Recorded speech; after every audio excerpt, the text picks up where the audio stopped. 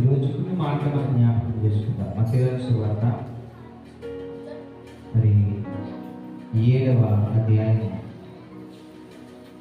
మత్తయి సువార్త 7వ అధ్యాయము 24వ వచనాన్ని మనం జ్ఞాపకం చేసుకుందాం. మత్తయి సువార్త 7వ అధ్యాయం 24వ వచనాన్ని మనం జ్ఞాపకం చేసుకుందాం. కాబట్టి ఈయన మాటలు విని వాటి చొప్పున చేయి ప్రతివాడును బండ మీద తన ఇల్లు కట్టుకుని బుద్ధిమంతుని పోలిండిన. వాన కురిసెను, వరదలు వచ్చెను, గాలి విసిరి ఆ ఇంటి మీద కొట్టిన గాని దాని పునాది బండ నిలబడిన గనుక అదేమో లేదు, పడలేదు.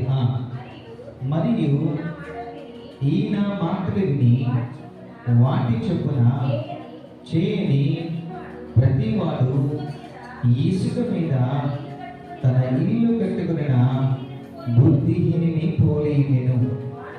వాన కురిసెను, వరదలు వచ్చెను, గాలి విసిరి ఆ ఇంటి మీద కొట్టెను, అప్పుడది కూలబడెను, దాని పాటు గొప్పదని చెప్పాను. దేవునికి స్తోత్రం చెల్లిద్దాం. ప్రార్థన. మహాపరిశుద్ధుడా, మహోన్నతుడా, నీకు స్తోత్రాలు చెల్లించుకుంటున్నామయ్యా. జీవాధిపతి, లోకరక్షకుడా, ఈ యొక్క సమయంలోనైనా నీకు ఇచ్చిన కృపను బట్టి ప్రభా మేము ప్రార్థన చేస్తుంటున్నాం అయ్యా. ప్రతిరోజు కూడా నీ లేఖన భాగాన్ని మేము జ్ఞాపకం చేసుకుని నీ లేఖన భాగాలను ప్రభా గుర్తించుకుని అయినా నీ సన్నిధిలో ఈ విధంగా ప్రార్థించడానికి నీకు సహాయం ప్రభావం ఇచ్చిన విధానానికి నీకే స్తోత్రములు స్తుతులు చెల్లించుకుంటున్నామయ్యా. అయ్యా, ఈ యొక్క సమయంలోనైనా మేమందరం కూడా నీ వాక్యాన్ని ధ్యానించడానికి గురించుగా మా అందరికీ కూడా వినగలిగే చెవులను, గ్రహించగలిగే మనస్సును, అర్థం చేసుకునే ప్రభావ దీవులు కూడా మాకు కలిగించు. నీ వాక్యం ద్వారా మాతో మాట్లాడు.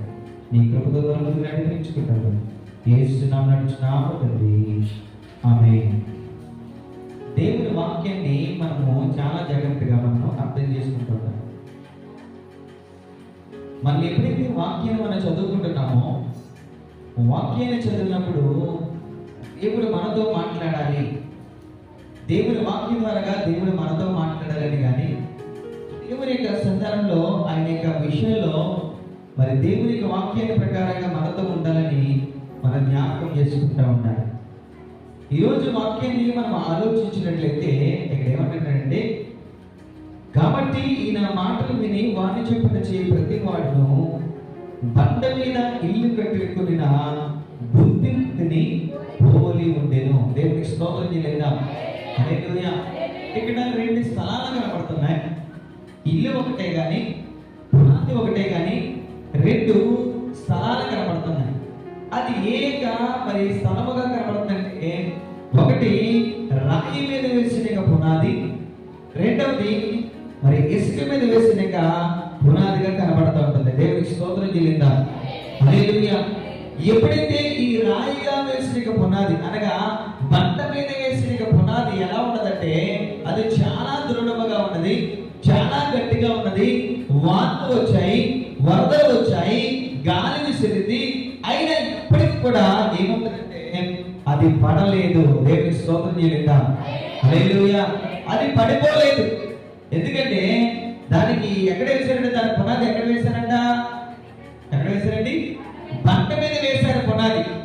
ఆ బండ మీద వేయడం ద్వారా, ఆ పునాది మాత్రం బండ మీద వేయడం ద్వారా ఏమైపోయిందంటే, వానలు వచ్చాయి, వరదలు వచ్చాయి, గాలి వచ్చాయి, ఎన్నొచ్చినా కానీ అది బెనకడం లేదు, అది పడేయడం లేదు. దేవునికి స్తోత్రం చెల్లిద్దాం.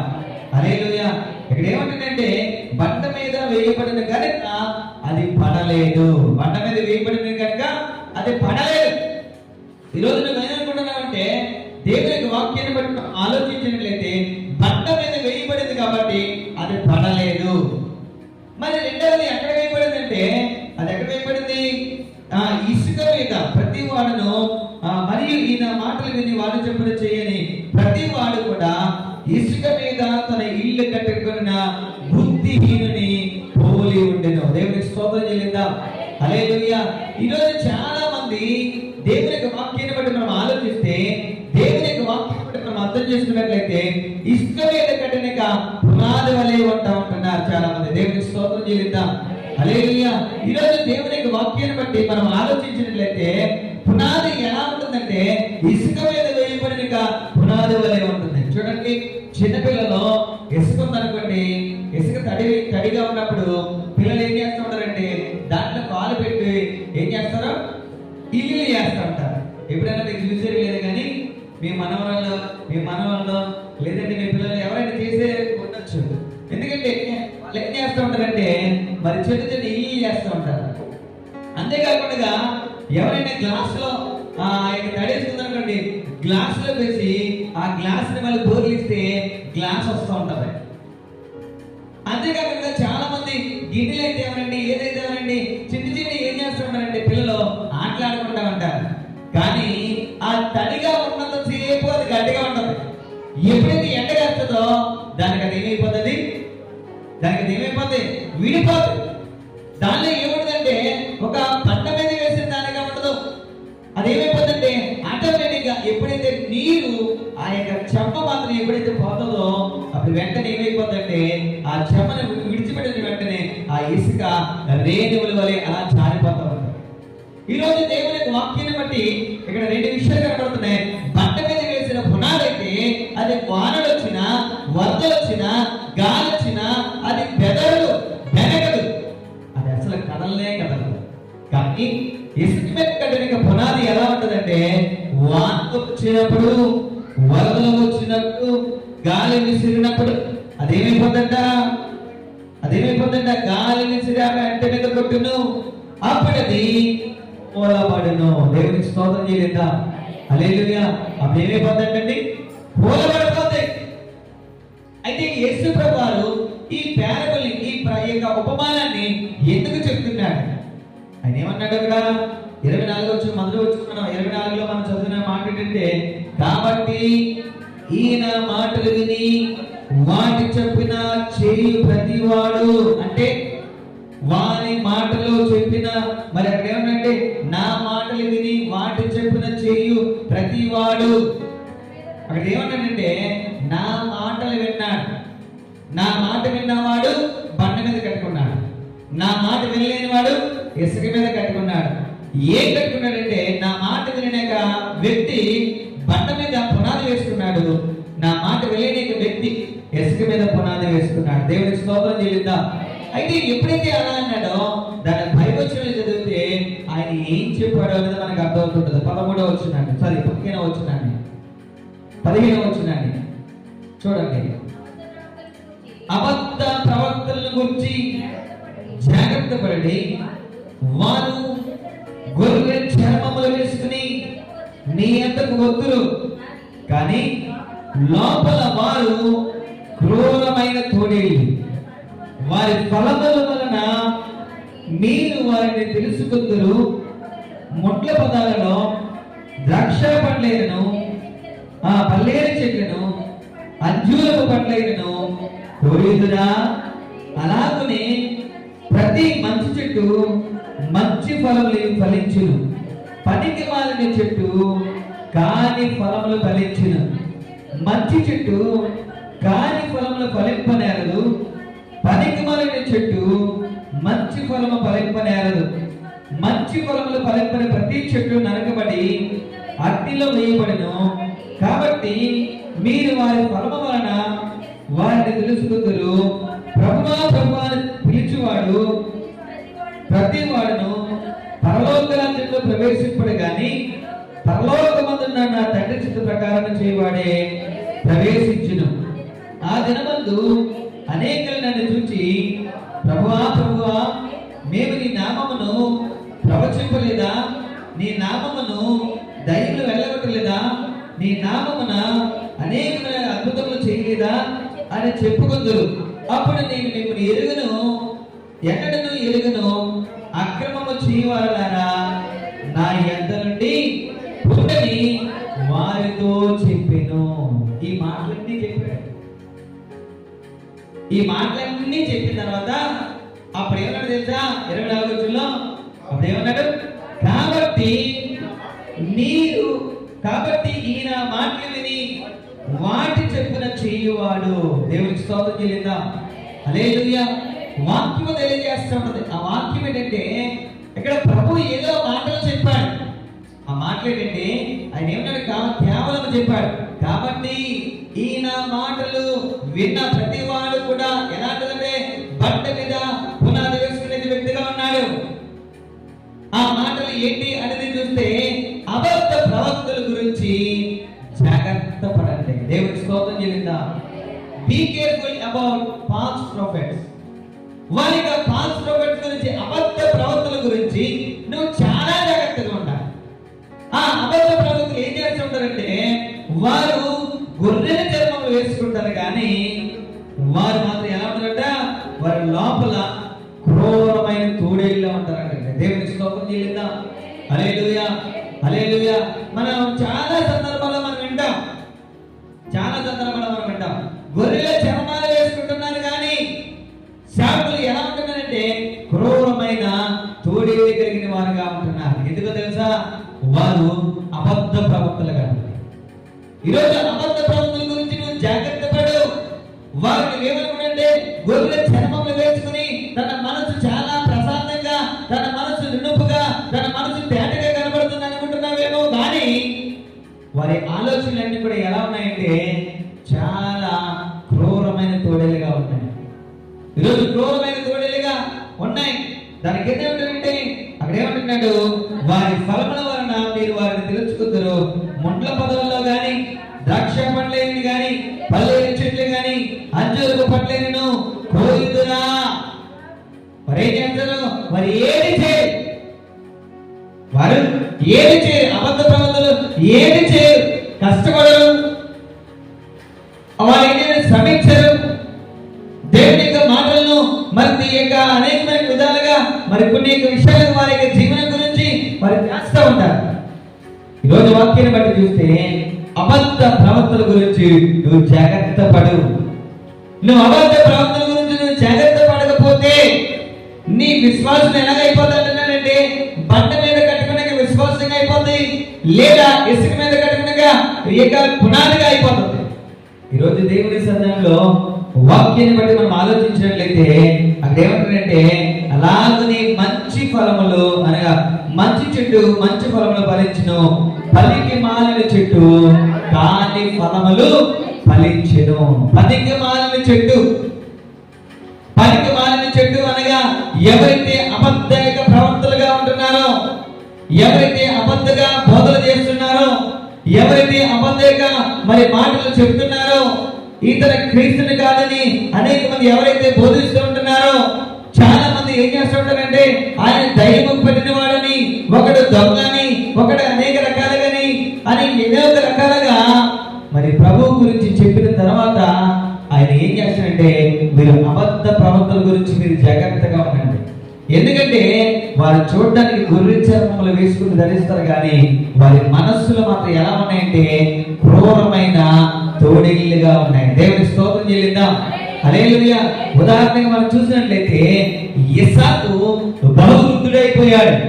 బహువృద్ధుడైపోయిన తర్వాత ఇస్సాకు ఏమన్నాడంటే, బాబు యాసావు, నీవు వెళ్ళి నాకు ఒక మంచి గొర్రెని పొట్టేలిని మాత్రము వెట్టి, ఆ వేటాడిన పొట్టేలిని నీ చేతులతో కొట్టి దానిని మాత్రం నా దగ్గర తీసుకుని వస్తే నేను నా కడుపారా తిని తృప్తి చెంది నేను నిన్ను ఆశీర్వదిస్తానన్నాడు. ఎప్పుడైతే అలా అన్నాడో తల్లి ఆలకించింది. తల్లి ఆలకించి అయ్యో నా పెద్ద కుమారుడికి పోతే ఆశీర్వాదం, నా కుమారుడికి చిన్న కుమారుడికి పోతే ఉండదని ఆలోచించి ఏం చేసిందంటే ఆమెకి ఏం కప్పింది? అతనికి యాకోబుకి ఏం కప్పింది? గొర్రెని అనగా ఆ పొట్టేల దగ్గర ఉన్నాక ఆ చర్మాన్ని మాత్రం ఏం చేసిందంటే ఆ రామములు కలిగిన చర్మాన్ని ఎవరు వేసుకున్నారో? యాకోబు వేసుకున్నాడు. యాకోబుకి మాత్రం తొందరగా వండేసి మీ నాన్న గడికి వెళ్ళు, నువ్వు బయటికి వెళ్ళిన తర్వాత మీ నాన్న తినేసి నిన్ను ఆశీర్వదిస్తాడన్నాడు. అయితే ఎప్పుడైతే వెళ్ళాడో వెళ్ళిన తర్వాత స్వరము చూస్తే ఎలా ఉందంట? స్వరము చూస్తే యాకోబు స్వరంలా ఉందంట. కానీ తడిమి చూస్తే ఎలా ఉందంట? యాషావులో ఉందంట. దేవునికి స్తోత్రం చేయలేదా? అప్పటికి 2-3 సార్లు అడిగాడు ఇస్సాకు, ఏంటయ్యా నీ స్వరం చూస్తే యాకోబులో ఉంది, కానీ నీ చేతులు పట్టుకుంటే యాషావులో ఉంది అంటే, మరి కొన్ని ఇంకా రేసుల కారణాలు చెప్పాడు. అయితే తండ్రి మోసపోయి తినేసి అతను ఏం చేశాడంటే ఆస్వాదించేశాడు. దేవునికి స్తోత్రం చేయలేదా? హల్లెలూయా. ఇక్కడ కూడా ఏమంటారంటే, వారు గొర్రె చర్మలు వేసుకుని అతనికి వద్దరు కానీ వారు ఎలా అంటారంటే క్రూరమైన తోడేళ్ళు. అంతేకాకుండా దాని కింద మనం చూసినట్లయితే అక్కడ ఏమంటే మంచి చెట్టు మంచి ఫలములు ఇస్తుంది, మంచిది కాని చెట్టు కాని ఫలములు ఇస్తుందని దేవుని లేఖనం తెలియజేస్తున్నది. అంతేకాకుండా దాని యొక్క 19వ మనం చూస్తే మంచి ఫలములు ఫలింపని ప్రతి చెట్టు కూడా నరకబడి అగ్నిలో వేయబడును. దేవునికి స్తోత్రం చేయలేదా? హల్లెలూయా, హల్లెలూయా. ఈరోజు చాలా మంది విశ్వాసులు ఏం చేస్తారంటే గాలికి తిరిగి పొట్టులే అయిపోతున్నారు. విశ్వాసులు ఏమైపోతున్నారంటే గాలికి తిరిగే పొట్టులే అయిపోతున్నారు. చూడండి, మనకి ధాన్యము మరి కొప్పేసిన తర్వాత దాన్ని దూర్చినప్పుడు ఏం చేస్తూ ఉంటారంటే, ఒకప్పుడైతే ఆ గాలి ఎక్కడ వస్తుందో చూసుకుని ఆ గాలి దగ్గర చాట్ల పెట్టుకుని ఆ గొడ్డల్ని మాత్రము ఎగరేస్తూ ఉండేవారు. ఇప్పుడు ఇక టెక్నాలజీని బట్టి పెద్ద ఒక ట్రాక్టర్ తెస్తున్నారు, పెద్ద ఫ్యాన్ పెడుతున్నారు. అది గాలి లేకుండా ఫ్యాన్ ఆన్ చేసేసరికి ఆ ధాన్య వేసలకి పుట్టంతా ఏమైపోతుంది, పోతుంది. దేవునికి స్తోత్రం చేయలేదా? అంటే ఎటు గాలి వేస్తే అటు పోతుంది పొట్టు. ఈరోజు దేవుని యొక్క సన్నిధానంలో దేవుని సంగమ కూడా, దేవుని యొక్క విశ్వాసులు కూడా, దేవుని యొక్క సేవకులు కూడా ఎటు వీలైతే అటు మారిపోతున్నారు. దేవునికి స్తోత్రం చేయలేదా? హల్లెలూయా. గాలికి పొట్టు విసిరినట్లుగా అనేక మంది అనేక రకాలుగా మారిపోతూ ఉంటున్నారు. ఈరోజు ఈ ప్రవచనము లేదా ఈ ఉపమానము యేసు ప్రభువారు ఎందుకు చెప్పారంటే, యేసు ప్రభువారు చెప్పిన బోధన నమ్మారు, యేసు ప్రభువారు చెప్పిన వాక్యాన్ని విన్నారు, యేసు ప్రభువారు చేసిన స్వతంత్ర కార్యాలు చేశారు, నమ్మారు. అయితే ఆయన వేరొక ప్రదేశానికి వెళ్ళబోతే వీళ్ళొచ్చి ఏం చేస్తారంటే వీళ్ళని కన్ఫ్యూజ్ చేస్తున్నారు. వీళ్ళు కన్ఫ్యూజ్ చేసినప్పుడు ఇప్పుడు నిజంగా దేవుడు బోధకుడానికోలో లేదా దొంగనుకోలో వీళ్ళకి అర్థమవుతలేదు. చాలా మంది కన్ఫ్యూజ్ చేస్తున్న సందర్భంలో ఏమంటారంటే ప్రభు ఏమంటారంటే, మీరు కాబట్టి 24 వచ్చిన కాబట్టి మీరు ఈయన మాటలు విని వాటి చొప్పున చేయవాడు ప్రతి వాడు బండ మీద తన ఇల్లు కట్టుకున్న బుద్ధిమంతుని పోలి ఉండెను. దేవునికి స్తోత్రం చేయలేదా? హల్లెలూయా. ఇంకొక మాట కూడా మనం చూస్తే గలతీయులకు రాసిన పత్రిక 1వ అధ్యాయము 6వ వచనం కూడా మనం చూస్తే అక్కడ అంటే ఒక మాట, గలతీయులకు రాసిన పత్రిక 1వ అధ్యాయము 6వ వచనం మీరు చూస్తే అక్కడ అంటే ఒక మాట చూడండి. ఆ మాట మీరు చదవండి ఒకసారి. గలతీయులకు అపోస్తలుడైన పౌలు గలతీయులకు రాసిన పత్రిక 6వ అధ్యాయము 1వ అధ్యాయము 6వ వచనాన్ని, క్రీస్తు కృపను బట్టి మిమ్మల్ని పిలిచిన వారిని భిన్నమైన స్వార్థతకు మీరింత త్వరగా తిరిగిపోవుట నాకు ఆశ్చర్యమవుతున్నది. దేవునికి స్తోత్రం చేయలేదా? హల్లెలూయా.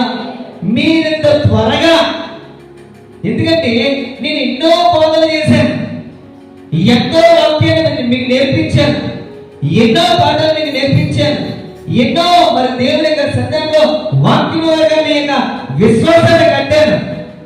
కడితే ఇప్పుడు గలతీయ ప్రాంతం నుంచి, గలేషియా ప్రాంతం నుంచి వేరొక ప్రాంతానికి వెళ్ళాడు పౌలు.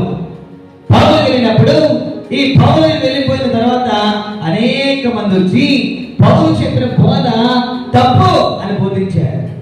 అలా తప్పని బోధించిన తర్వాత వీళ్ళందరూ కూడా ఏమైపోయింది తెలుసా, పౌలు చెప్పిన బాధను విడిచిపెట్టేసి వాళ్ళ సొంత కార్యక్రమాల్లో మరి వెళ్ళిపోతా ఉంటున్నారు. అప్పుడు వెంటనే అపోస్తలుడు పౌలుకి ఒక ఉత్తరం వెళ్ళింది. గలతీయ ప్రాంతం నుంచి ఒక ఉత్తరం వెళ్ళి, అయ్యా మీరు వాక్యం చెప్పారు, మీరు ప్రార్థన చేశారు, మీరు పాటలు నేర్పించారు, విశ్వాసాన్ని నేర్పించారు, భక్తిని నేర్పించారు, అన్ని నేర్పించిన తర్వాత ఫలానా వ్యక్తులు వచ్చి మా సంఘాన్ని పాడు చేశారయ్యా, ఇప్పుడు నీ భక్తిలో ఎవరు నడుస్తలేదు అని చెప్పినప్పుడు వెంటనే పౌలు కూడా ఒక ఉత్తరాన్ని రాశాడు. అందుకే అంటే గలతీయులకు రాసిన పత్రిక. ఈ అపోస్తలుడైన పౌలు గలతీయులకు ఒక ఉత్తరాన్ని రాశాడు. ఆ ఉత్తరం ఏంటంటే, మీ పిల్లల్ని క్రీస్తు యొక్క శరీరంగా నేను మిమ్మల్ని ప్రేమించాను. అక్కడ ఏమంటే, మీరింత భిన్నమైన సువార్త తట్టుకు ఎంత త్వరగా తిరిగిపోవుట నాకు ఆశ్చర్యమైపోతుంది. దేవునికి స్తోత్రం చెల్లిందా? హల్లెలూయా. మీరింత అక్కడ 6వ వచనంలో, క్రీస్తు కృపను బట్టి నిన్ను పిలిచిన వారిని విడిచి భిన్నమైన సువార్త తట్టుకు మీరింత త్వరగా తిరిగిపోవుట చూడగా నాకు ఆశ్చర్యమైపోతుంది. It is miraculous, it is marvellous. ఇది ఎలా ఉందంటే ఆశ్చర్యమైపోతుంది. అంతేకాకుండా ఆ 11వ వచనంలో చెప్తున్నాడు క్లియర్గా ఏంటంటే, సహోదరులారా, నేను ప్రకటించిన సువార్త మనిషికి యోచన ప్రకారమైనది కాదని మీకు తెలియజెప్పుచున్నాను. మనుషుని వలన దాన్ని నేను పొందలేదు, నాకెవడనో దాన్ని బోధింపలేదు, కానీ యేసుక్రీస్తు బయలుపరచబడిన వలనే అది నాకు లభించినది. దేవునికి స్తోత్రం చెల్లిద్దాం. హల్లెలూయా, హల్లెలూయా. అక్కడ 8వ వచనంలో కూడా ఏమంటారంటే, మేము 7వ వచనం చదవండి. 7వ వచనం, అది మన యొక్క సువార్త కాదు కానీ ఈ క్రీస్తు సువార్తలోని చెరపగోరి మిమ్మును కలవరపడుచున్నారు. కలవరపరచుచు వారు కొందరున్నారు. అంటే కొంతమంది ఉన్నారు. ఏం చేస్తారండి? కలవరపరుస్తారు. మీ మనసుల్లో కలవరపరుస్తారు, మీ హృదయంలో కలవరపరుస్తారు, మీ ఆలోచనలో కలవరపరుస్తారు, మీ భక్తులో కలవరపరుస్తారు. మీ కలవరం ఏమైపోతుందంటే, నీవు ఎప్పుడైతే 2-3 మాటలు చెప్పారో 2-3 మాటలు చెప్పగానే అవునమ్మా అది నిజమే అంటారు. అవునమ్మా అది నిజం అంటే వెంటనే ఏమైపోతుందంటే, నీ విశ్వాసాన్ని 10 సంవత్సరాల నుంచి నీ విశ్వాసాన్ని కాపాడుకున్నది, 20 సంవత్సరాల నుంచి నీ విశ్వాసాన్ని కాపాడుకున్నది వెంటనే ఏమైపోతుందంటే తొలగిపోతుంది. దేవునికి స్తోత్రం చెల్లిందా? హల్లెలూయా. దానికి కింద ఏమంటుందంటే, అలా మాట్లాడుతుందాం, మీకు అది మన యొక్క సువార్త కాదు కానీ క్రీస్తు సువార్తను చెరపగోరి మిమ్మల్ని కలవరపరచు వారు కొందరున్నారు.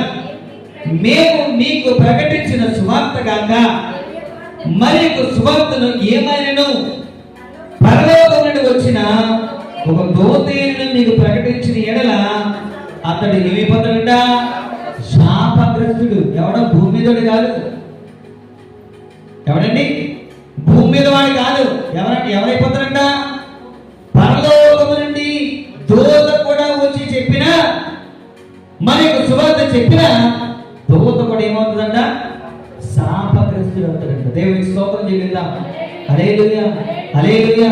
అంటే ఎందుకు ఇక యేసు ప్రభువు ఇంత పర్టికులర్ గా బండ మీద చెప్తున్నాడు, ఇసుక మీద చెప్తున్నాడు అంటే, కేవలము విశ్వాసం ఏమైపోతుందంటే స్థిరమైన పునాది అనే విశ్వాసము వారి మనస్సులో ఉంచుకుంటారండి. దేవునికి స్తోత్రం చెల్లిద్దాం. హల్లెలూయా. స్థిరమైన విశ్వాసము. ఈరోజు స్థిరమైన విశ్వాసం లేకపోయినట్లయితే నువ్వు ఎట్టి గాలి వేస్తాడు తిరిగిపోతావు. చాలా మంది అంటారు చూడండి, మనిషికి చాలా మంది సామెత ఏంటంటే, అది ఏసరిగా గొడిగేస్తాడని అంటూ ఉంటారు. చాలా మంది అంటూ ఉంటారు కదా, అది ఏసరిగా గొడిగేస్తూ ఉంటాడని అంటూ ఉంటారు. అదే రీతిలో ఇక్కడ దేవుని వాక్యాన్ని బట్టి మనం చూస్తే, బుద్ధిమంతుని అనగా ఈయన మాటలు విని వాటి చొప్పున చేయు ప్రతి వాడును బండ మీద తన ఇల్లు కట్టుకున్న బుద్ధిమంతుని పోలి ఉండెను. దేవునికి స్తోత్రం చెల్లిందా? ఈరోజు నువ్వు బుద్ధిమంతునిగా ఉంటానంటే నువ్వు క్రీస్తు చెప్పిన మాటలు వినాలి. అలా విన్నప్పుడు నీవు బండ మీద, అంటే నీ హృదయం అనే బండ మీద ఆ విశ్వాసం అనే పునాదిని ఎప్పుడైతే వేస్తావో, ఆ విశ్వాసం అనే పునాదిని వేసినప్పుడు వానలు వచ్చినా, వరదలు వచ్చినా, గాలి వచ్చినా అదేమైపోతుందా? చెదరదు, బెదరదు. వానలు, వరదలు, గాలి అంటే ఎవరనుకుంటున్నారు? మీరు? ఎవరు చెప్పండి. విభాగం బాగా విన్నారు కదా. ఎవరండి? అబద్ధ ప్రవక్తలు. ఎవరండి? అబద్ధ ప్రవక్తలు. ఈ వాననగా, వరదలనగా, గాలి అనగా ఏంటంటే అబద్ధ ప్రవక్తల గురించి. దేవునికి స్తోత్రం చేయలేదా? ఎవడు ఎన్ని చెప్పినా కానీ అబద్ధ ప్రవర్తనలు కానీ వాన వచ్చినా వరద వచ్చినా గాలి వచ్చినా ఏమైపోతుందంట, నీ పునాది బండ మీద వేసే కాబట్టి అదేమవుతుందంట, అటు ఇటు కూడా ఏం చేయదు, అటు ఇటు ఊగులాడదు. దేవునికి స్తోత్రం చేద్దాం. హల్లెలూయా. అటు ఇటు ఊగులాడదు. నీ పునాది, నీ యొక్క బండ నీ స్థిరమైన పునాదిని వేసావు కాబట్టి ఎన్ని రకాలుగా గాలి వచ్చినా వాన వచ్చినా వరదలు వచ్చినా నీ పునాది ఎలా ఉంటుందంటే బండ మీద వేస్తే అది స్థిరంగా ఉంటుంది.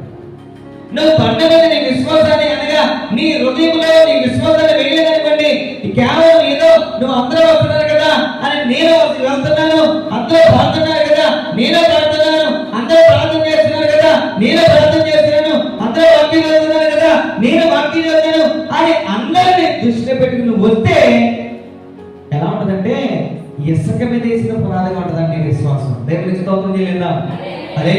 హల్లెలూయా. ఏమొచ్చినా నీకు బాధే. ఎలా ఉంటుందంటే నీకు జ్వరం వచ్చి తగ్గలేదనుకో, ఊరికి వెళ్ళాం. ఎందుకంటే నీకు విశ్వాసం ఏమి తెలుసో ఇసుక మీద వేసావు. నీకు కష్టం వచ్చిందనుకో తట్టుకోలేవు, నీకు బాధ వచ్చిందనుకో తట్టుకోలేవు, నీకు దుఃఖం వచ్చిందనుకో ఆపుకోలేవు. ఏది వచ్చినా నువ్వు కంగారు పడిపోతావు తప్ప ఏ విషయానికి కూడా ఏం చేయలేమంటే మనము దృఢముగా నిలబడి ఉండలేము. దేవునికి స్తోత్రం చేద్దాం. ఎందుకు తెలుసా? కేవలము మన విశ్వాసం అనే పునాది ఎక్కడ వేసుకుంట, ఇసుక మీద వేస్తాం. మన విశ్వాసం అనేది ఇసుక మీద వేయడం ద్వారా మనం ఏదొచ్చినా కంగారు పడిపోతాం. మనం ఏమొచ్చినా కంగారు పడిపోతాం. ఈరోజు దేవుని సందర్భంలో వాక్యాన్ని బట్టి నువ్వేం చేయండి, నీ విశ్వాసం ఎలా ఉండాలంటే బండ మీద వేసినక పునాది వలె ఉండాలి. నీ విశ్వాసం బండ మీద వేసిన పునాది వలె ఉండినప్పుడు ఎవడు ఎన్ని చెప్పినా, ఎవడు ఏ మాటన్నా, ఎవడు ఏ విధంగా అన్నా నువ్వేమైపోతావంటే కథలు ఏమైపోతే అటు ఇటు తిరిగిలాడు. దేవునికి స్తోత్రం చేద్దాం. హల్లెలూయా. ఈరోజు దేవుని సందర్భంలో ప్రభు అందుకే చెప్పాడు ఏంటంటే నీ విశ్వాసం ఎలా ఉండాలంటే బండ మీద వేసిన పునాది వలె ఉండాలి. అదేవిధంగా తన మాట వినలేని వాడు తన యొక్క మాట ప్రకారం ఎక్కడ వేసుకుంటే ఇసుక మీద వేస్తాడంట. ఇసుక మీద ఆ పునాది వేసినప్పుడు వానలు వచ్చాయి, వరదలు వచ్చాయి, గాలి వచ్చాయి. ఆ గాలి వచ్చినప్పుడు అది ఏమైపోయిందంట, కూలిపోయిందంట. దేవునికి స్తోత్రం చేద్దాం. హల్లెలూయా. హల్లెలూయా. అది కూలిపోవడానికి గల కారణం ఏంటంటే నువ్వు వేసే ప్లేస్ మంచిది కాదు. ఉదాహరణగా మనం చూస్తే మరి మా యొక్క పాతిళ్ళు నీకు అందరికీ తెలుసు ఏం పడిపోయింది, కేవలం దేని వల్ల పడిపోయింది, స్లాబ్ తాడి చెట్టు వల్ల పడిపోయింది. ఏం లేదు దాంట్లో, పిల్లర్స్ లేవు. అంతేనే కదా, పిల్లర్స్ ఉంటే చక్కగా స్లాబ్ తీసి స్లాబ్ వేసుకుంది, ఇల్లేది ఎక్కలేదు. పిల్లర్స్ లేకపోవడం వల్ల మొత్తం ఇల్లంతా తీసేసి మళ్ళీ మొదటి నుంచి కట్టవలసి వచ్చింది. అంతేనే కదా. అలాగే ఏంటంటే నువ్వు ఎప్పుడైతే స్థిరమగా ఎప్పుడైతే నీ యొక్క విశ్వాసం అనే యొక్క పునాది నువ్వు బండ మీద వేసుకుంటావో, అంటే వాక్యం మీద వేసుకుంటావో, అప్పుడు నీ విశ్వాసానికి ఏది వచ్చినా కానీ వాన లాంటి వరద లాంటి గాలి లాంటి అబద్ధ ప్రవర్తనలు వచ్చినప్పటికీ ఏమవుతుందంట అది చెదిరిపోదంట. దేవుడికి స్తోత్రం చేయలేదా? మీరు వేసుకోలేదు. మీకు మీరుగా ఏం చేయాలంటే ఆ విశ్వాసాన్ని ఏం చేయాలంటే మీ యొక్క బండ మీద వేసుకోవాలి. అనగా మీ హృదయం అనే బండ మీద మీ విశ్వాసాన్ని వేసుకున్నప్పుడు అది స్థిరముగా నిలబడుతుంది. అటు ఇటు కూడా బెదరపడగా అది నిలబడుతుంది. దేవుని వాక్యాన్ని బట్టి తెలియజేస్తూ ఉంటున్నాడు. కాబట్టి ఈరోజు అటువంటి విశ్వాసం మనకి కూడా మన జీవితంలో కావాలని ప్రార్థన చేద్దాం. అందరూ కూడా